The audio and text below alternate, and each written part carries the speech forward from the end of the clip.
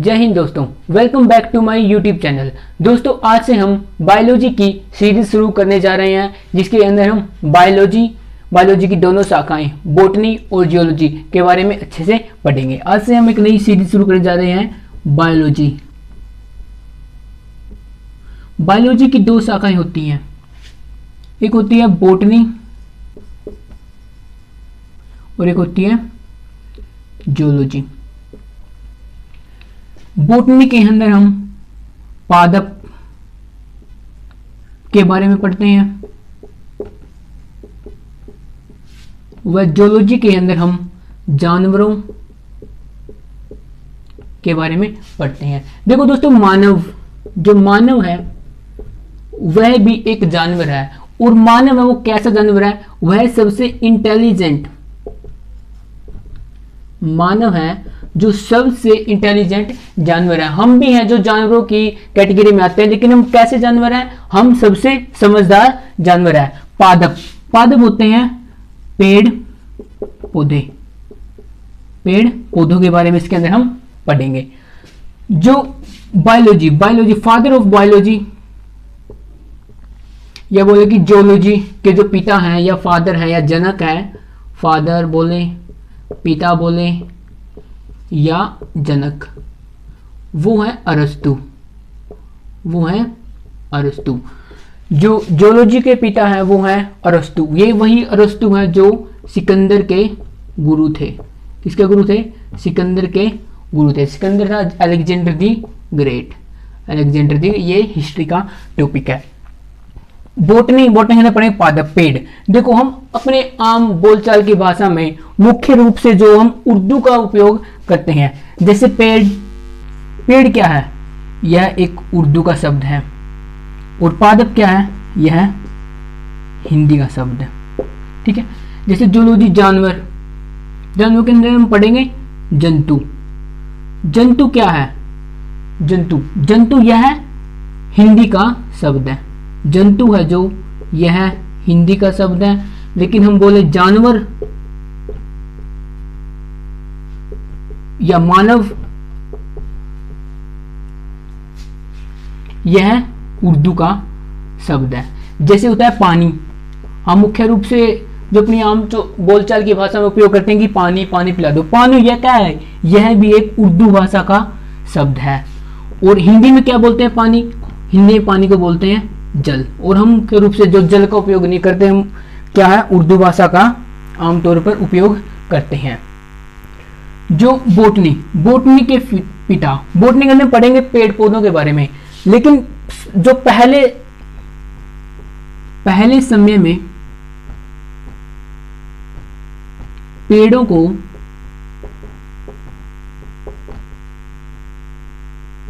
निर्जीव माना जाता है। जो पेड़ों को माना जाता है कि निर्जीव है, ये संजीव नहीं है। सबसे पहले जगदीश चंद्र बोस यह एक भारतीय जो थे साइंटिस्ट थे। इन्होंने क्या है? पेड़ पौधों को सबसे पहले जीवित माना था। किन्होंने? जगदीश चंद्र बोस ने। इन्होंने क्या किया था? जीवित माना था। पेड़ पौधों को जो है सबसे पहले जीवित किसने माना था? वो जगदीश चंद्र बोस ने क्या है? पेड़ पौधों को है जो सबसे पहले जीवित माना था। और इसे ही फादर ऑफ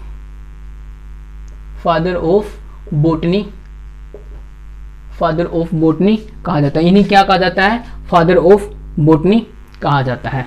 उसके बाद आगे हम पढ़ेंगे, सबसे पहले आते हैं सेल के बारे में। हमारे शरीर की सबसे छोटी यूनिट होती है सेल। शरीर की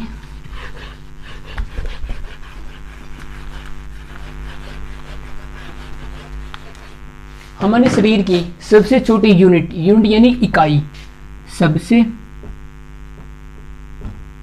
छोटी यूनिट यानी कि इकाई,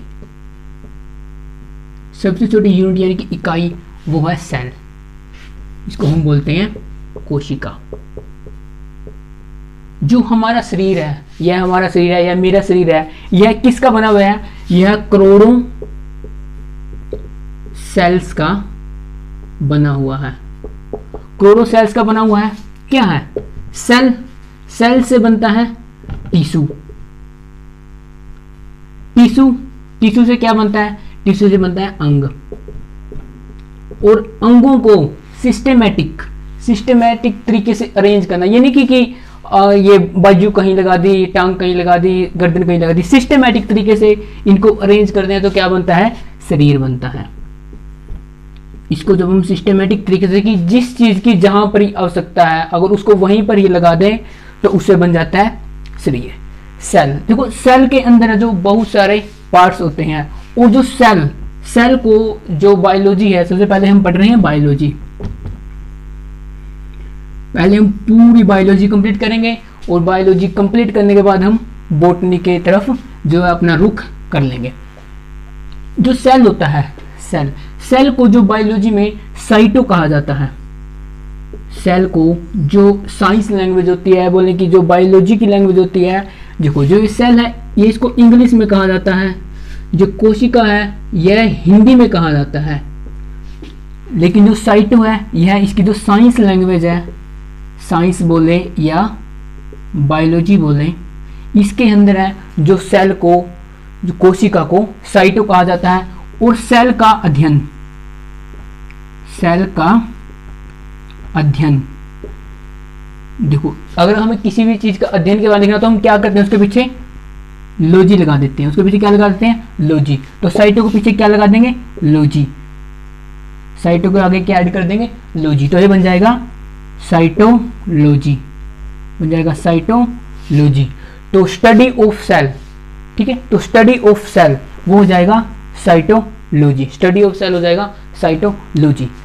अब क्वेश्चन आता है कि सबसे पहले कोशिका को किसने देखा या उसकी खोज किसने की?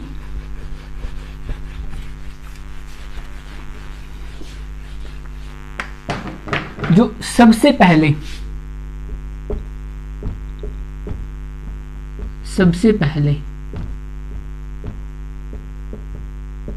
कोशिका को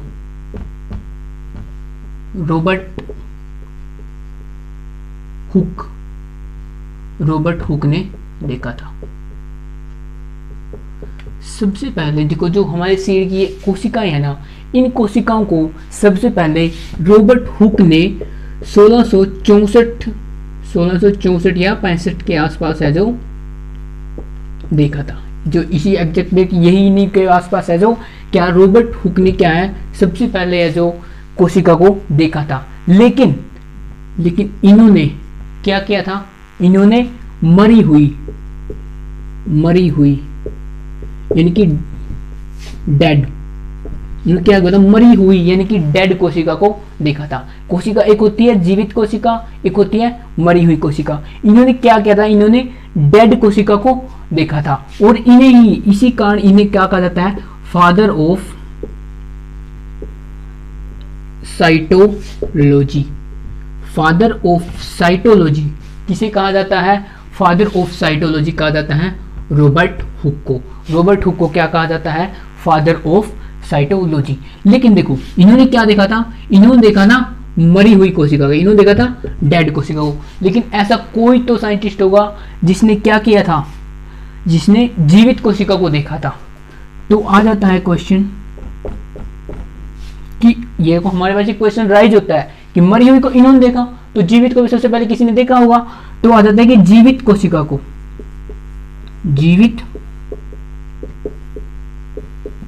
को जो एंटोनियो वान लीवनहॉक ने देखा था। एंटोनियो वान लीवनहॉक ने, ये था हॉक।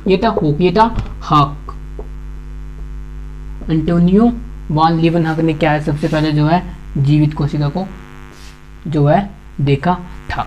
उसके बाद आ जाते हैं पार्ट्स ऑफ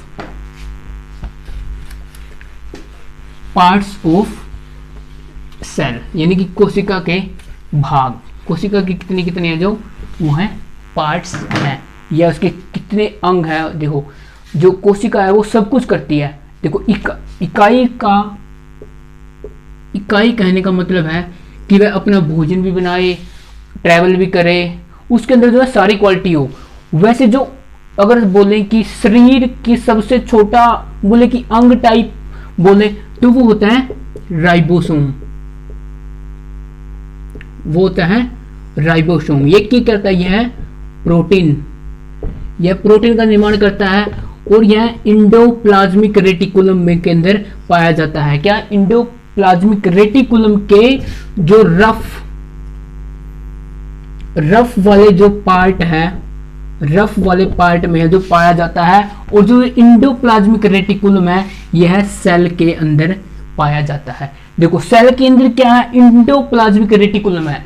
सेल को भी हमें क्या है माइक्रोस्कोप से बिल्कुल देखना पड़ता है, लेकिन सेल के अंदर क्या है, इंडोप्लाज्मिक रेटिकुलम, और उसके अंदर भी है राइबोसोम। और राइबोसोम क्या करता है, प्रोटीन का निर्माण करता है। शरीर के अंदर क्या है, प्रोटीन का निर्माण करता है। प्रोटीन एक तो हम प्रोटीन खाते हैं, और एक क्या है, जैसे किसी भी भोजन के थ्रू क्या हम शरीर के अंदर उसको ग्रहण करते हैं। लेकिन एक क्या होता है, प्रोटीन है जो शरीर के अंदर, जो सेल के अंदर रेटिकुलम के जो रफ साइड होता है वहां पर भी क्या है उसका निर्माण किया जाता है। ठीक है, ये होगा उसके अंदर ये। लेकिन क्या, सबसे छोटी इकाई, इकाई मतलब है कि वह अपना कार्य है जो सब कुछ है स्वयं करती है। देखो सबसे पहले ये सेल है, कुछ इस तरीके से मान लेते हैं।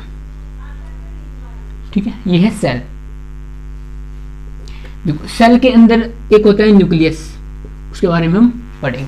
ठीक है, लेकिन सबसे पहले होता है जो सेल, सेल को हम बाहर से लेके अंदर तक पढ़ेंगे। सबसे पहले बाहर, फिर अंदर जाते जाते हुए सब कुछ इसके बारे में पढ़ेंगे। सबसे पहले सेल के बाहर,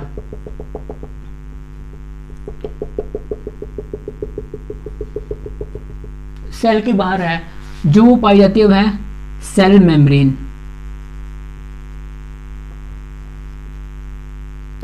सेल के बाहर है जो सेल मेम्ब्रेन पाई जाती है, और यह मेम्ब्रेन प्रोटीन की बनी होती है। देखो हमारा शरीर सेल से बना है। अब हम एक सेल के बारे में अच्छे से जो है डिस्कशन ही करेंगे या पढ़ेंगे। देखो सेल है, सेल के जो बाहर पाई जाती है सेल मेम्ब्रेन, इसको बोलते हैं हम कोशिका झिल्ली। कोशिका झिल्ली क्या पाई जाती है, सेल मेम्ब्रेन। सेल मेम्ब्रेन यानी कि कोशिका झिल्ली, इसके बाहर पाई जाती है कोशिका झिल्ली। ये जो सेल सिर्फ मेम्ब्रेन, यह प्लांट्स व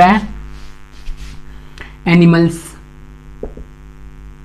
यह जो प्लांट्स व एनिमल्स यह दोनों में पाई जाती है, या प्लांट्स व एनिमल दोनों में पाई जाती हैं। लेकिन प्लांट्स में जो ये सेल मेम्ब्रेन के अलावा भी सेल वॉल, देखो वॉल होता है इनकी दीवार टाइप, क्योंकि सेल वॉल पाई जाती है। लेकिन इसके बाहर सिर्फ यह प्लांट्स के अंदर, एनिमल्स के अंदर नहीं, हमारे अंदर नहीं, किसके अंदर, सिर्फ प्लांट्स के अंदर बाहर एक और संरचना पाई जाती है जिसको हम बोलते हैं सेल वॉल। ये क्या है, सेल वॉल। और सेल वॉल यह है सेल्यूलोज, यह सेल्यूलोज का बना होता है।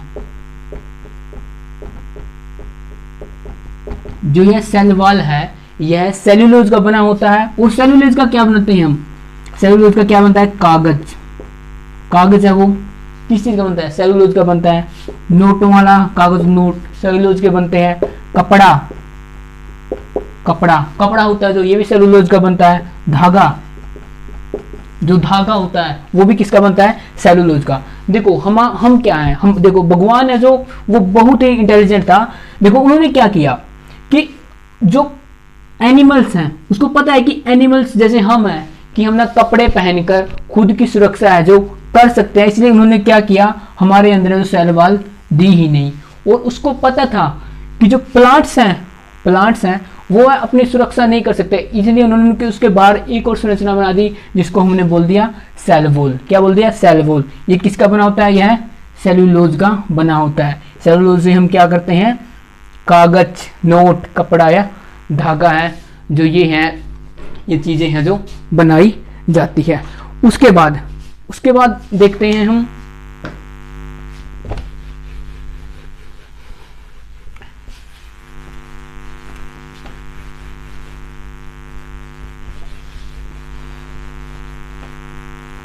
ये होगी सेल वॉल। उसके बाद हम देखते हैं कि मानव शरीर के अंदर सबसे छोटी कोशिका, सबसे बड़ी कोशिका, विश्व के अंदर सबसे बड़ी कोशिका, विश्व के अंदर सबसे जो है बड़ी कोशिका, सबसे छोटी कोशिका, मानव के अंदर वह सबसे लंबी मानव के अंदर। तो विश्व में, ये क्वेश्चन तो बहुत इंपॉर्टेंट है, विश्व में सबसे बड़ी कोशिका, विश्व में जो सबसे बड़ी कोशिका होती है वह होती है शतुमुर्ग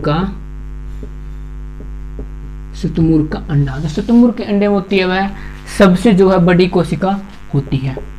और विश्व में ही सबसे छोटी कोशिका वह होती है माइकोप्लाज्मा,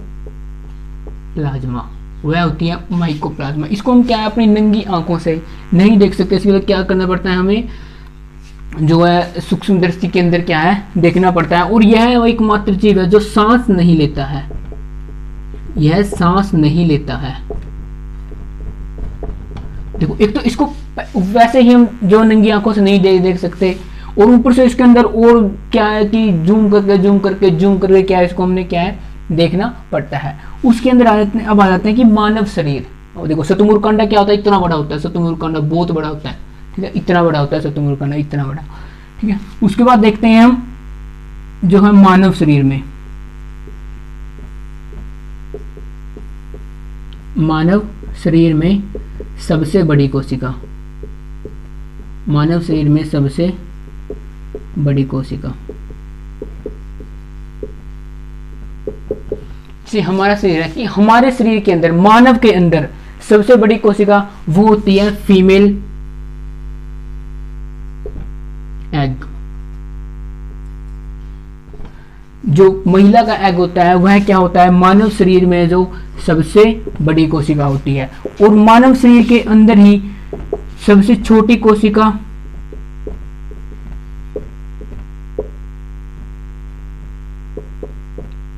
मानव शरीर के अंदर सबसे छोटी कोशिका वह होती है मेल स्पर्म,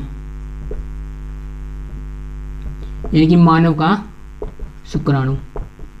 जो मानव का शुक्राणु होता है वह जो मानव शरीर में सबसे क्या होती है, जो है छोटी कोशिका होती है, फीमेल एग है जो वो सबसे बड़ा, यानी मानव शरीर के अंदर सबसे बड़ी कोशिका होती है। और विश्व के अंदर सबसे बड़ी शतुमुर्ग का अंडा वह सबसे छोटी होती है माइकोप्लाज्मा, और यह सांस नहीं लेता है। और मानव शरीर के अंदर सबसे लंबी, मानव शरीर में सबसे लंबी हो जाएगी, वो हो जाएगी नर्वस सिस्टम वाली। कौन सी? नर्वस सिस्टम वाली। इसको बोलते हैं हम तंत्रिका, इसको बोलते हैं हम तंत्रिका या न्यूरॉन, तंत्रिका या न्यूरॉन। जो दिमाग की कोशिकाएं होती हैं वो क्या होती हैं, सबसे लंबी कोशिकाएं होती हैं। देखो वो कुछ इस तरीके से ऐसे बनी होती है, ऐसे निकल के ऐसे बनी होती है, वो ऐसे इस तरीके से, ठीक है। क्या होती है ये कोशिका ऐसे लंबी क्या बनी होती है, क्या सबसे लंबी। देखो सबसे लंबी और सबसे बड़ी में फर्क होता है। कुतुब मीनार क्या है, लंबी है। ताजमहल क्या है, बड़ा है, ठीक है। फर्क है, देखो एक तो होता है कि लंबा और एक होता है बड़ा, इनमें फर्क होता है। ये है, इसको बोलेंगे हम लंबा, और इसको बोलेंगे हम बड़ा, और इसको बोलेंगे हम छोटा। क्या बोलेंगे, इसको बोलेंगे हम छोटा।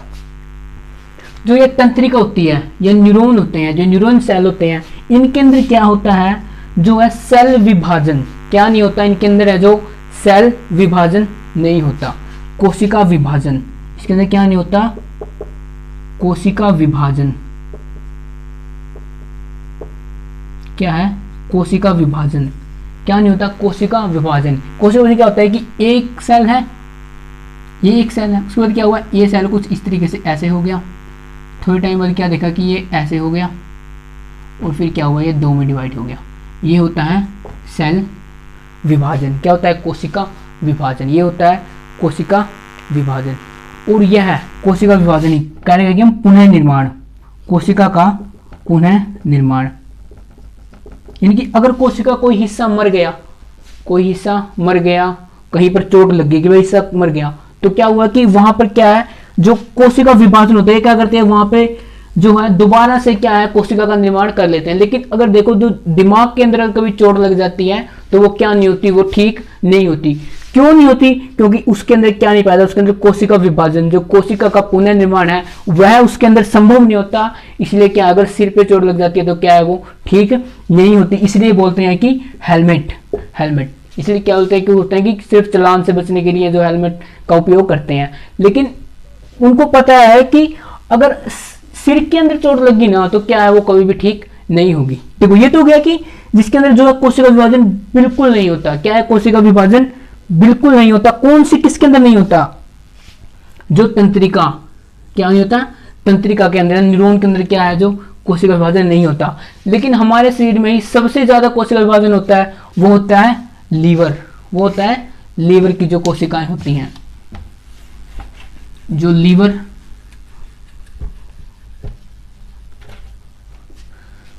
जो हमारा लीवर होता है, लीवर या यकृत बोलते हैं हम उसको हिंदी में, यकृत, जो हमारा लीवर होता है उसके अंदर क्या है, सबसे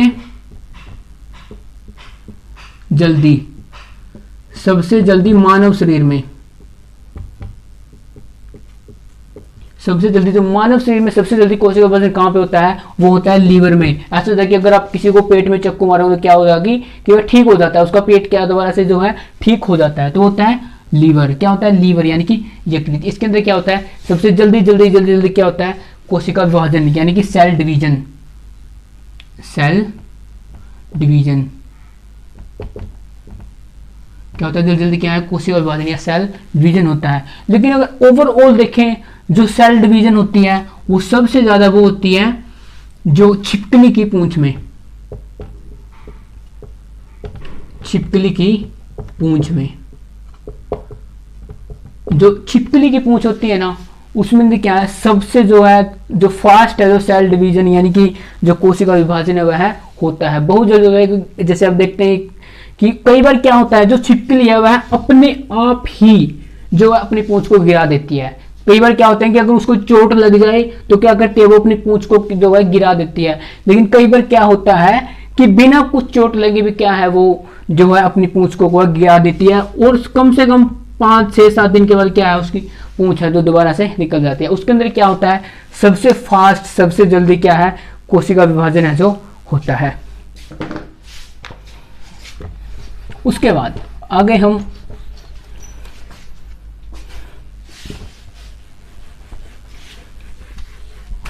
सेल्स के जो पार्ट हैं उनके बारे में ही पढ़ रहे थे। वैसे मैं ये जो है, मुझे जो सेल वॉल से पहले बताना, लेकिन मेरे दिमाग से उतर गया था और मैंने क्या इसको अभी बता दिया। देखो जो सेल मेम्ब्रेन है, जो सेल मेम्ब्रेन है,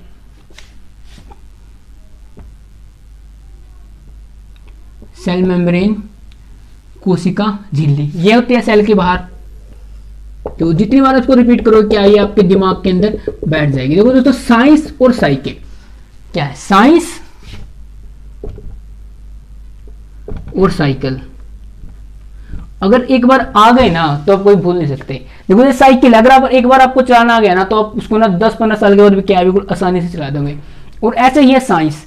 साइंस क्या है, यह हमारे शरीर से रिलेटेड है, ठीक है। जो भी हम पढ़ेंगे हमारे शरीर के बारे में पढ़ेंगे तो हम उसको डेली उपयोग करते ही रहेंगे, उसको देखते ही रहेंगे, तो क्या है कि हम नहीं भूलेंगे। उसी तरीके से होता है साइकिल की, अगर एक बार उसको चला लेते हैं तो क्या है, उसको कभी नहीं भूलते, ठीक है।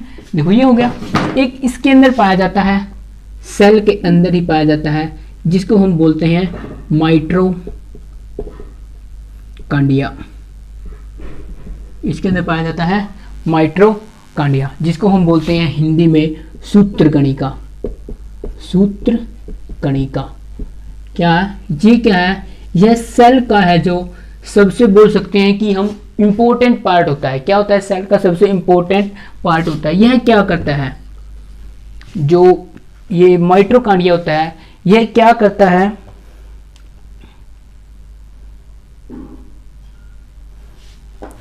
यह क्या करता है, यह क्रेब साइकिल, क्रेब साइकिल चलाता है। जो माइटोकांड्रिया होता है या सूत्रकणिका होते हैं, क्या करते हैं, यह शरीर के अंदर क्या है, क्रेब साइकिल चलाते हैं। देखो ये माइटोकांड्रिया है, इसको हम यहाँ ले आते हैं, ठीक है। ये कुछ इस तरीके से होता है, ठीक है, ऐसे इस तरीके से। जो ये इसकी दीवारें होती हैं, दीवारें जो इसके अंदर ऐसे क्या ऐसे झिल्ली सी ऐसे पाई जाती है, और जो इसकी बाहर की दीवारें होती हैं इसको हम बोलते हैं क्रिस्टी।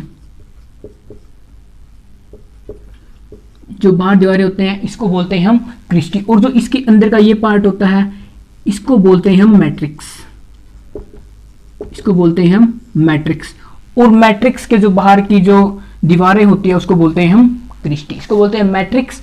और जो इसके बाहर ये दीवारें होती हैं इसको बोलते हैं हम क्रिस्टी। ये होती है मैट्रिक्स, ये होती है क्रिस्टी। और जो इसकी खोज है वह अल्टमैन ने की थी। जो माइटोकॉन्ड्रिया है इसकी खोज अल्टमैन ने की थी। जो माइटोकॉन्ड्रिया की खोज है वह किसने की थी, वह यह अल्टमैन ने की थी। जो क्रैब साइकिल चलाता है, क्रैब साइकिल में क्या करता है यह O2 क्या होता है, ऑक्सीजन। ऑक्सीजन क्या करता है, प्रवाह करता है।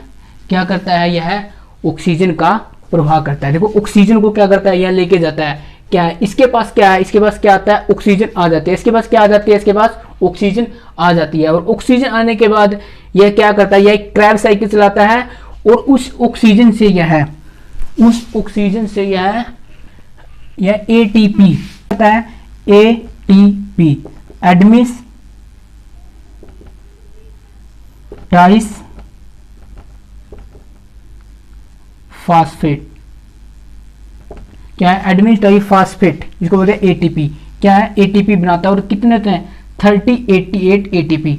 जो 38 एटीपी मिलकर क्या होते हैं, एक ग्लूकोज।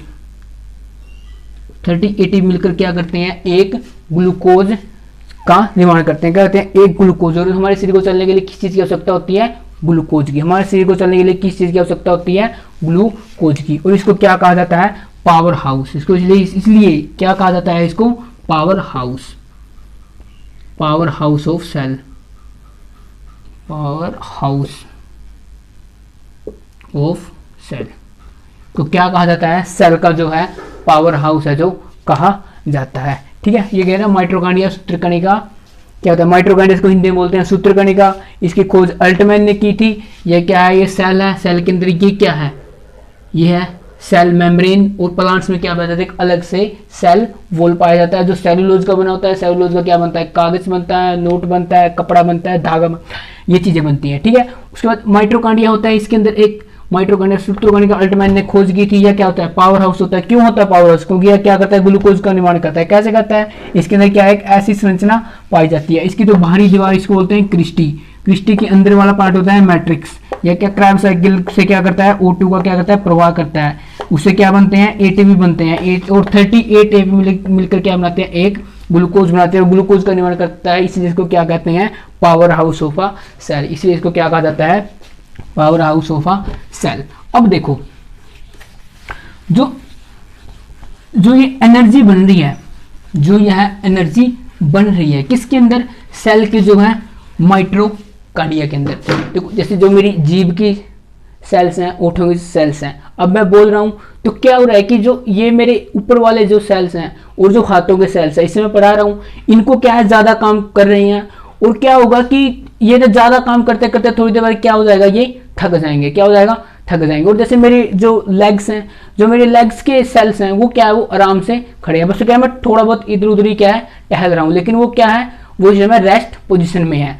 तो जैसे ये अगर हम जीभ का उपयोग करूं तो क्या हो जाएगी, थोड़ी देर बाद जीभ थक जाएगी। क्या हो जाएगा, जीभ थक जाएगी। लेकिन इसके लिए क्या भगवान ने क्या बनाया, सेल के अंदर ही, ये सेल हो गया, ये हो गया माइटोकॉन्ड्रिया। माइटोकॉन्ड्रिया के लिए मैं M लिख देता हूं। और इसी के अंदर एक बना गया गल्जी बॉडी। भगवान क्या बना गया, गल्जी बॉडी। गल्जी बॉडी क्या बना गया, दूसरे नंबर पे, तीसरे नंबर पे पढ़ते हैं हम गल्जी बॉडी। गल्जी बॉडी यह क्या करता है, इसकी खोज है जो गल्जी नामक वैज्ञानिक ने की थी। इसकी खोज है जो गल्जी नामक जो वैज्ञानिक है, गल्जी नामक वैज्ञानिक ने है जो इसकी क्या करी थी, इसकी खोज की थी। यह क्या करती है, यह एनर्जी का प्रवाह करती है।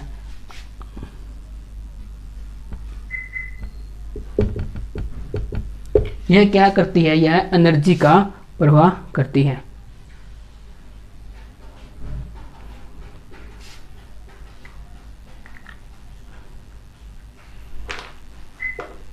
क्या कहते हैं, एनर्जी का यानी कि ऊर्जा का क्या करती है, प्रवाह करती है। जो गल्जी बॉडी है क्या करती है, ऊर्जा का जो है प्रवाह करती है, यानी कि ऊर्जा को, जैसे हम मेरी टांगों की है जो वो स्थिर है, तो क्या करेगी, जो उसकी एनर्जी उसको क्या करेगी, मेरी सारी जीव के अंदर ला देगी, जिससे मैं बोल रहा हूँ आपको पढ़ा रहा हूँ, और हाथों के अंदर क्या है दे देगी। और जो रनर होते हैं वो दौड़ते हैं, तो उनके जो सारी जो एनर्जी होती है वो कहाँ जाती है, वो टांगों के अंदर जाती है। और ये काम कौन करता है, ये करता है ब्रेन करवाता है। किससे करवाता है, गल्जी बॉडी से। किससे करवाता है, गल्जी बॉडी से कराता है। उसके बाद चौथे नंबर पे जैसे ये हो गया गल्जी बॉडी, गल्जी नामक वैज्ञानिक ने की थी, ठीक है। उसके बाद आ जाते हैं वैक्यूल्स। एक मिनट,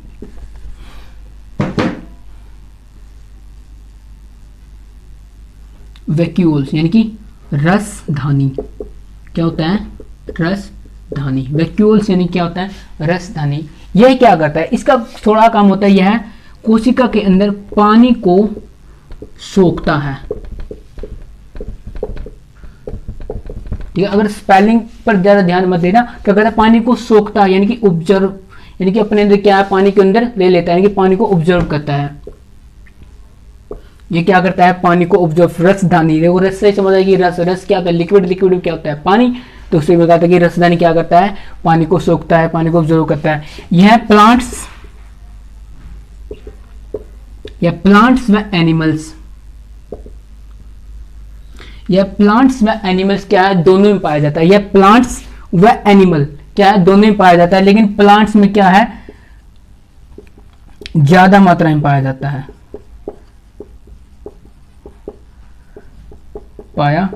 तो ऐसा बोल सकते हैं कि हम जो प्लांट्स का जो सेल्स का सबसे बड़ा भाग होता है वह होता है वैक्यूल्स यानी कि रसधानी। क्या होता है, रसधानी। यह क्या करता है, यह पानी को सोखता है, क्योंकि प्लांट्स को क्या होता है, प्लांट्स क्या है, अपने जड़ों से क्या है, वो पानी को लेते हैं। प्लांट्स है जो जड़ों से क्या है, पानी को लेते हैं, इसलिए क्या उनको पानी को क्या स्टोर करके रखना पड़ता है। लेकिन हम क्या है पानी पीते रहते हैं, इसलिए क्या है हमारे लिए जो यह जो वैक्यूल्स है, भगवान ने क्या किया है, छोटा बनाया है। भगवान ने जो शरीर को बनाया है ना, वो बिल्कुल अच्छे तरीके से और सोच समझ के जो बिल्कुल बनाया गया। जैसे जैसे अब जो है बायोलॉजी पढ़ते जाओगे, आपको इसके बारे में जो है पता लगता जाएगा। उसके बाद आता है सेंट्रोसोम।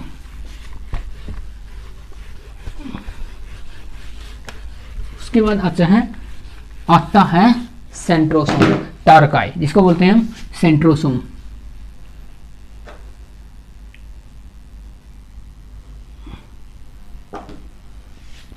सेंट्रोसोम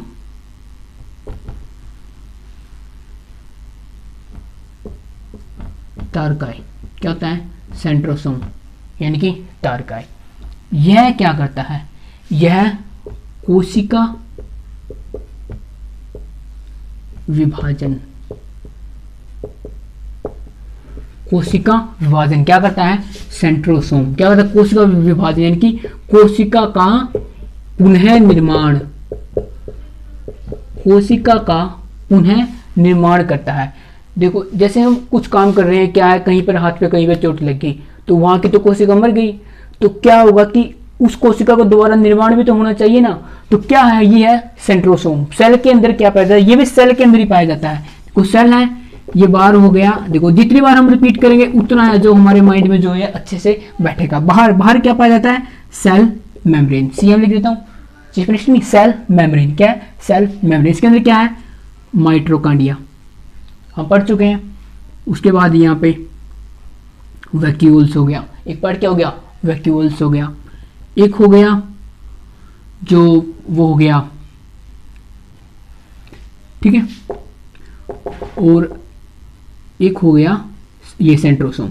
क्या हो गया, एक हो गया सेंट्रोसोम और एक हो गया गल्जी बॉडी। क्या हो गया, माइटोकॉन्ड्रिया, वैक्यूल्स, ठीक है, सेंट्रोसोम और गोल्जी बॉडी। अब आ गए सेंट्रोसोम। ये क्या करता है, यह टारका इसको क्या हिंदी में बोलते हैं। ये क्या करता है, कोशिका विभाजन। कोशिका क्या करता है, यह पुनः निर्माण करता है। जो बोबरी नामक जो वैज्ञानिक था उसने क्या है, इसकी खोज की थी। जो बोबरी नामक वैज्ञानिक है उसने क्या है, जो इसकी जो है खोज की थी। कोशिका विभाजन मैंने आपको बताया कि ये एक कोशिका है, उसके बाद क्या होगी, ये कुछ इस तरीके से ऐसे हो जाएगी। आफ्टर दिस ये ऐसे हो जाएगी। फिर क्या होगा, ये झिल्ली है जो बिल्कुल थोड़ी सी हो जाएगी और अंत में क्या हो जाएगा, एक और नई कोशिका का निर्माण हो जाएगा। और यह जो साइकिल है यह ऐसे ही है जो चलता रहता है। और जो ये निर्माण करता है ये कौन करता है, यह सेंट्रोसोम करता है। और कैंसर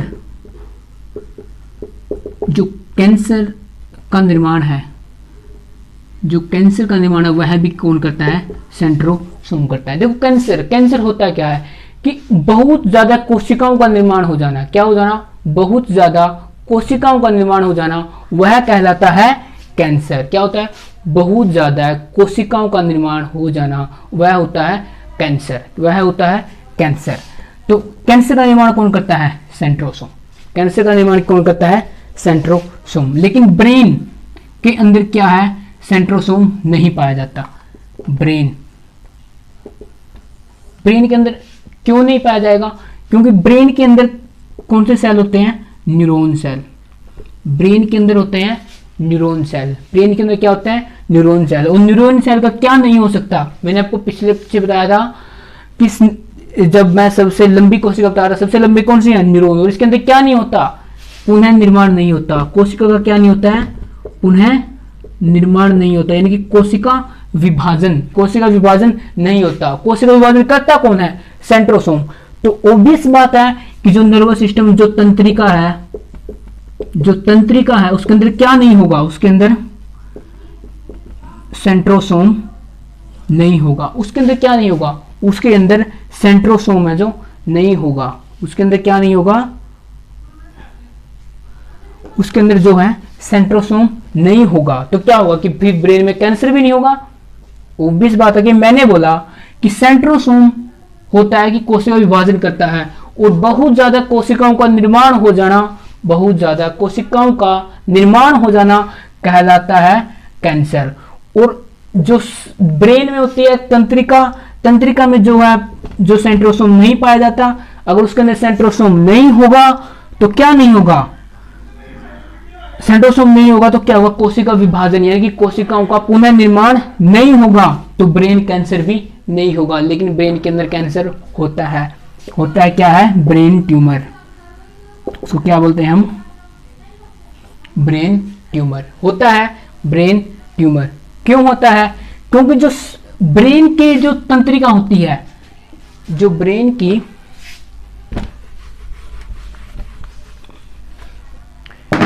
की जो ये ऐसे तंत्रिका होती है, इसके अंदर जो 90% इसके अंदर 90% है जो वह तंत्रिका यानी कि न्यूरॉन यानी कि तंत्रिका यानी कि न्यूरॉन है जो पाया जाता है। और 10% गिलियल सेल पाया जाता है। और 10% गिलियल सेल, जो 10% गिलियल सेल पाया जाता है। और इस 10% गिलियल सेल के अंदर क्रोमोसोम, जो इस 10% गिलियल सेल के अंदर है जो क्रोमोसोम पाया जाता है, इस 10% गिलियल सेल के अंदर है जो क्रोमोसोम पाया जाता है। और इसके अंदर क्या होगा, क्रोमोसोम होगा तो क्या होगा, सेल निर्माण होगा, पुनः निर्माण यानी कि कोशिका विभाजन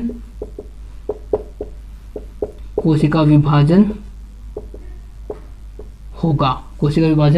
अगर कोशिका विभाजन होगा तो बहुत ज्यादा चांस है कि अगर इसका निर्माण ज्यादा हो गया तो क्या यह ब्रेन ट्यूमर का रूप है जो लेती है। ठीक है, यहां तक आज समझ में। सेंट्रोसोम टारका क्या करता है, कोशिका विभाजन करता है। कोशिका क्या करता है, पुनः निर्माण करता है। बोबरी नामक वैज्ञानिक ने इसकी खोज की थी।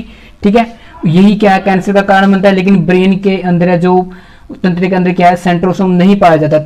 मैंने बोला कि तंत्रिका के अंदर सेंट्रोसोम नहीं पाया जाता, लेकिन ब्रेन के अंदर सेंट्रोसोम होता है। किस रूप में होता है, उसके अंदर क्या है, 10% है जो गिलियल सेल पाया जाता है। गिलियल सेल के अंदर जो क्रोमोसोम पाया जाता है, और क्रोमोसोम के अंदर क्या होता है, जो है कोशिका विभाजन होता है। इसके अंदर क्या होता है, कोशिका विभाजन होता है। उसके बाद हम पढ़ेंगे सेल के अंदर ही, देखो एक सेल है बिल्कुल छोटा सा, और उसके अंदर देखो कितने जो है पार्ट्स हैं वो पाए जाते हैं। एक सेल के अंदर देखो कितने ज्यादा है जो पार्ट्स हैं वो पाए जाते हैं। अब देखो माइटोकॉन्ड्रिया, वैक्यूल्स, क्रोमोसोम, गल्जी बॉडी, और इसके अंदर एक और पाया जाता है ईडी। ईडी यानी कि इंडो प्लाज्मिक रेटिकुलम। क्या है, इंडोप्लाज्मिक रेटिकुलम। शुरू में मैंने आपको इंडोप्लाज्मिक रेटिकुलम के अंदर के बारे में बताया था। अंतः प्रदव्य जालिका, अंत्य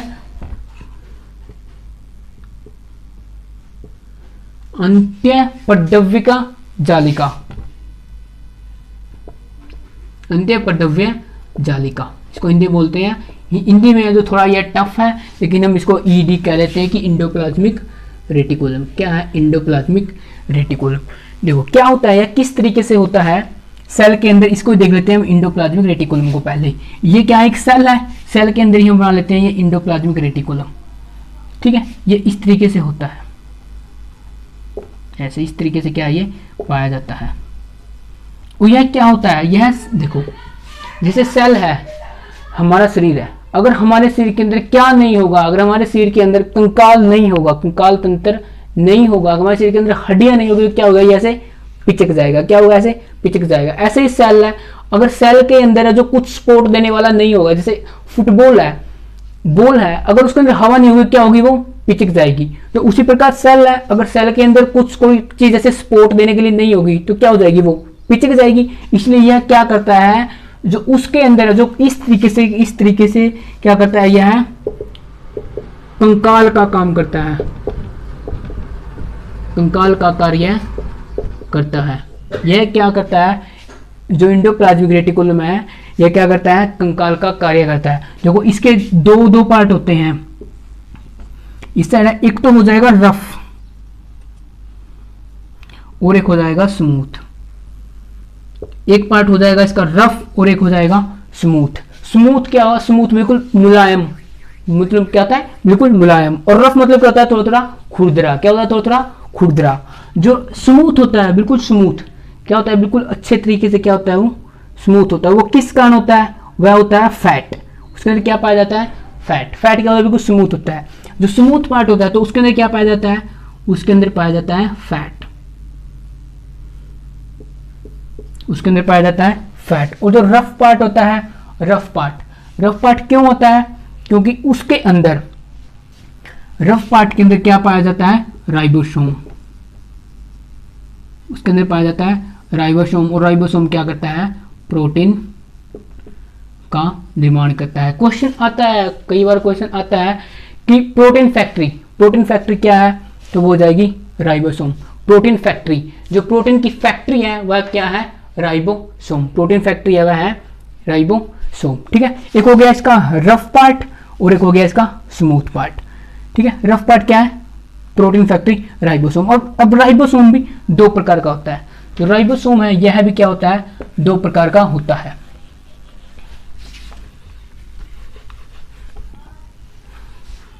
देखो जो ये तो हो गया स्मूथ पार्ट, इसके अंदर पाया जाता है फैट। एक होता है राइबोसोम। राइबोसोम भी क्या होता है, दो प्रकार का है जो पाया जाता है। राइबोसोम भी क्या है, दो प्रकार का होता है। देखते हैं उसको कैसे होता है। ये किसी वैज्ञानिक ने कि इनको डिवाइड करने के लिए क्या क्या जो तकनीक है अपनाई जाए, कि क्या किया जाए, किस तरीके से इनको जो है अलग अलग है जो एक्सप्लेन यानी कि जो है डिवाइड किया जाए। तो इसके लिए क्या गया कि एक टेस्ट ट्यूब ली गई, क्या गया, टेस्ट ट्यूब।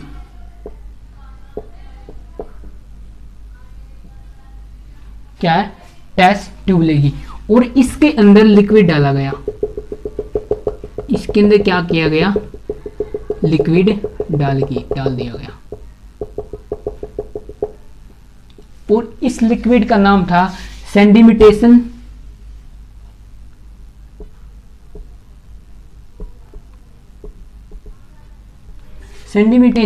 कोफिशिएंट।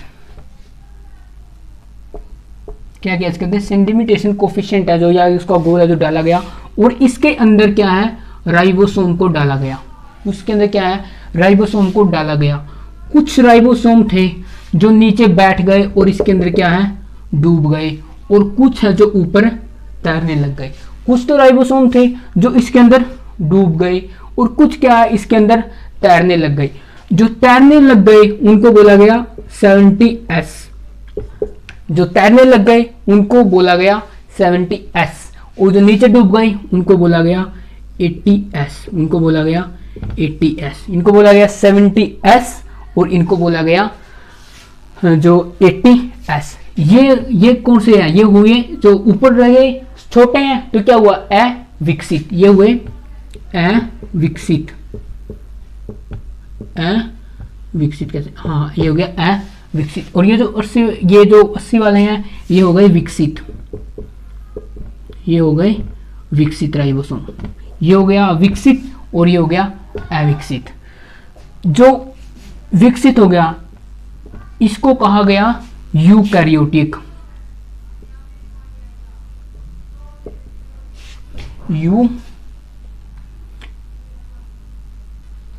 यूकैरियोटिक, इसको कहा गया यूकैरियोटिक, और इसको कहा गया प्रोकैरियोटिक। इसको कहा गया यूकैरियोटिक, प्रोकैरियोटिक। जो यूकैरियोटिक होती है ये क्या होते हैं, छोटे होते हैं। ये कैसे होते हैं, छोटे, और ये क्या होते हैं, बड़े। ये क्या होते हैं, बड़े। इसको हम एक हिसाब से देख सकते हैं कि जो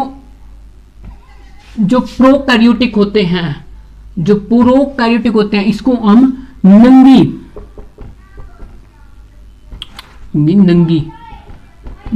आंखों से नहीं देख सकते।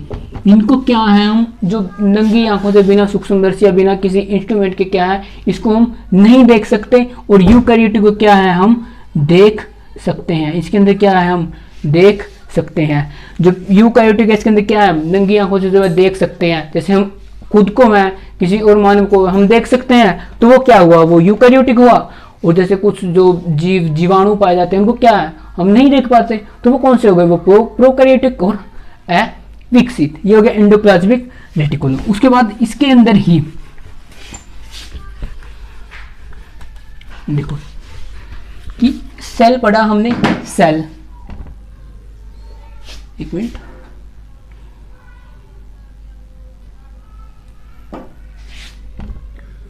सेल पढ़ा हमने। ये कहा कि बाहर क्या था, रिपीट करो अपने मन में, रिपीट करो। ये बाहर क्या था, कोशिका झिल्ली। ये थी कोशिका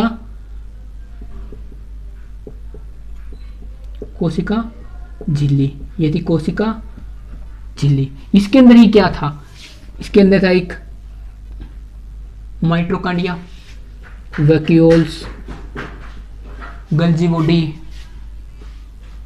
एंडोप्लाज्मिक रेटिकुलम, और इसी के अंदर पाया जाता है न्यूक्लियस। इसके अंदर ही पाया जाता है न्यूक्लियस, जिसको बोलते हैं हम केंद्रक। न्यूक्लियस यानी कि केंद्रक। ये क्या है, ब्रेन का सेल है। क्या है, यह ब्रेन ऑफ सेल। ये क्या है, ब्रेन ऑफ सेल यानी कि सेल का दिमाग। जो इन सब को, जैसे हमारे शरीर को कौन चलाता है, दिमाग। ऐसे ही जो सेल में ये सारे पार्ट्स हैं, जो भी पार्ट्स आएंगे उनको कौन चलाता है, उनको चलाता है सेल। या न्यूक्लियस। न्यूक्लियस से क्या पाया जाता है, एक तो इसके अंदर पाया जाता है क्रोमोसोम, जिसके अंदर होता है डीएनए। क्या होता है, डीएनए। यह होता है 20%, यह होता है 20%। और एक होता है प्रोटीन, एक होता है प्रोटीन। और यह कितना होता है, यह होता है 20%, यह होता है 80%, यह होता है 80%। प्रोटीन कितना होता है, 80%। और रॉबर्ट ब्राउन रॉबर्ट ब्राउन ने क्या था जो इसकी खोज की थी, रॉबर्ट ब्राउन ने क्या है जो इसकी खोज की थी। बता लेते हैं कि न्यूक्लियस केंद्रक, ब्रेन ऑफ सेल, सेल का दिमाग होता है, क्रोमोसोम इसके अंदर 20% यानी कि डीएनए होता है, क्रोमोसोम, क्रोमोसोम को खोलेंगे तो क्या आएगा डीएनए, और देखो क्या होता है ये कुछ इस डिवाइड से इस प्रकार का होता है ऐसे, ठीक है। अगर हम इस ये होता है इसको हम अगर आगे आगे खोलेंगे, इसको है अगर हम आगे खोलेंगे ऐसे, ये हो जाएगा डीएनए, और डीएनए को भी बिल्कुल और आगे खोलेंगे डीएनए को तो वो हो जाएगा जीन्स, वो हो जाएगा जीन्स, ठीक है। तो आज के लिए इतना ही है जो हम कल को पढ़ेंगे। कल को क्या है यहीं से शुरू करेंगे। पहले क्या करेंगे जो हमने पढ़ा है पहले उसका क्या एक बार रिवीजन करेंगे, उसके बाद क्या है हम आगे पढ़ेंगे। जय हिंद, आज के लिए इतना ही।